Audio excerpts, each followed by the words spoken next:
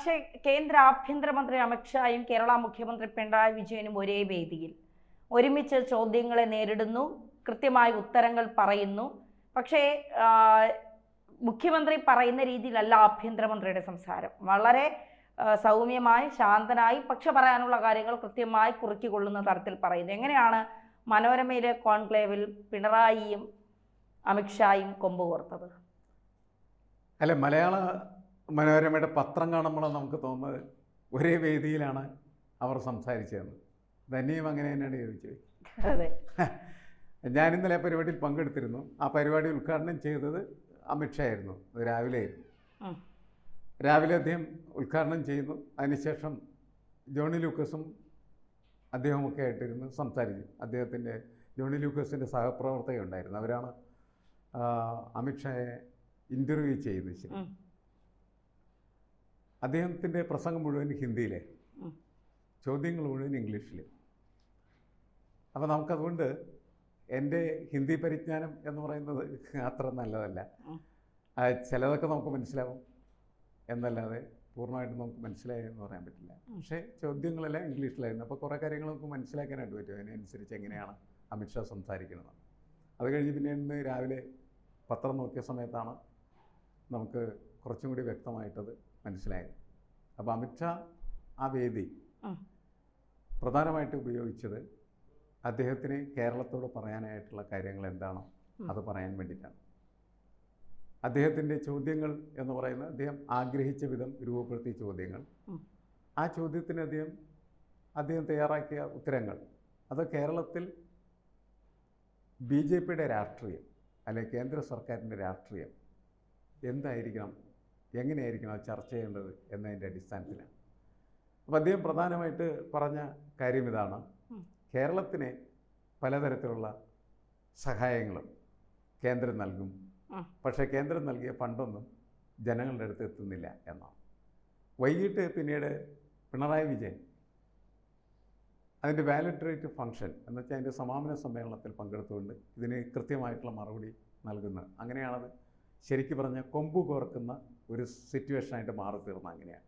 കാരണം അമിത്ഷാ പറഞ്ഞതിനൊക്കെ കൃത്യമായിട്ട് മറുപടി പറയുകയാണ് പിണറായി വിജയൻ ചെയ്തു. ഒരു 10 പൈസയുടെ സഹായം പോലും ചെയ്യാത്തതായിട്ടുള്ള ആളുകളുടെ ഈ സഹായ പ്രസ്താവന എന്ന് പറയുന്നത് വളരെ പരിഹാസ്യമായി തോന്നുന്നു എന്ന നിലയ്ക്ക് തന്നെയാണ് മുഖ്യമന്ത്രി അതിന് മറുപടി പറഞ്ഞു പോയത്.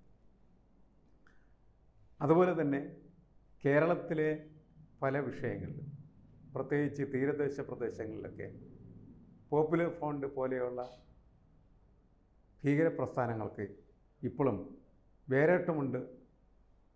അതിനെ പ്രതിരോധിക്കാൻ അല്ലെങ്കിൽ അവരുടെ തീവ്രവാദ പ്രവർത്തനത്തെ തടയാൻ കേരള സർക്കാർ ഒന്നും ചെയ്യുന്നില്ല, അല്ലെങ്കിൽ അത് ഗൗരവമായിട്ട് എടുക്കുന്നില്ല എന്നൊരു കാഴ്ചപ്പാട് യഥാർത്ഥത്തിൽ അമിത്ഷാ അവതരിപ്പിച്ചു.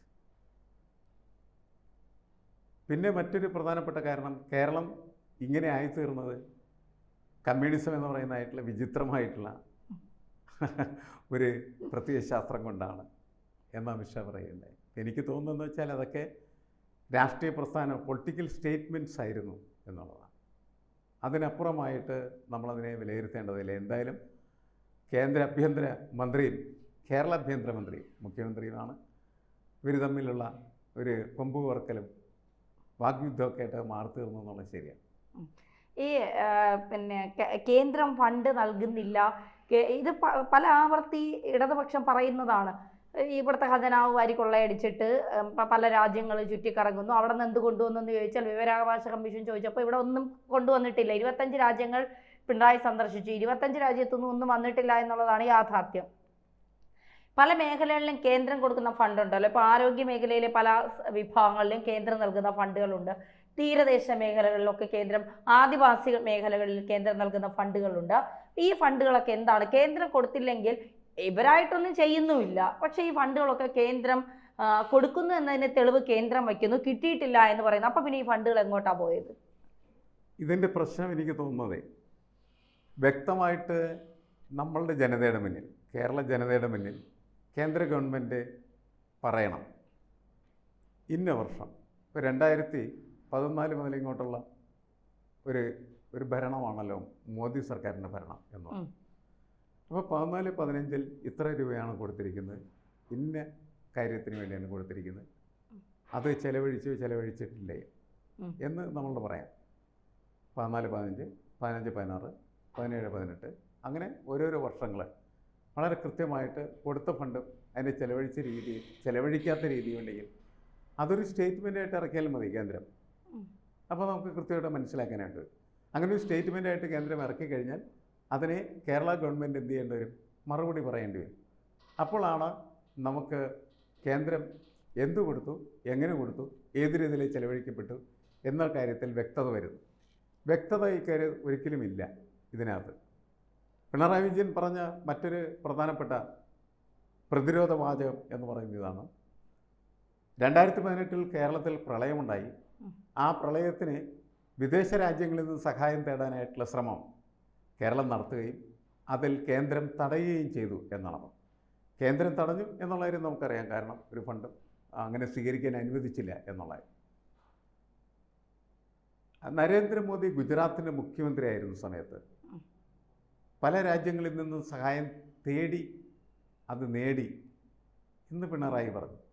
എന്നാൽ അദ്ദേഹം ഇന്ത്യയുടെ പ്രധാനമന്ത്രിയായി മാറിയപ്പോൾ കേരളത്തിന് അത് നിഷേധിച്ചു. അത് കേരളത്തിനുള്ള വിവേചനപരമായിട്ടുള്ള സമീപനമാണ് എന്നാണ് പറഞ്ഞത്. കാരണം താൻ മുഖ്യമന്ത്രിയായിരുന്ന സംസ്ഥാനത്ത് ഗുജറാത്തിൽ വിദേശ രാജ്യങ്ങളിൽ നിന്ന് സഹായം തേടാനായിട്ട് അദ്ദേഹം തയ്യാറാവുകയും അതിനുശേഷം പിന്നീട് അദ്ദേഹം പ്രധാനമന്ത്രിയായ സമയത്ത് കേരളം എന്ന് പറയുന്ന സംസ്ഥാനം അങ്ങനെ വാങ്ങേണ്ടതില്ല എന്ന് പറയുകയും ചെയ്തു.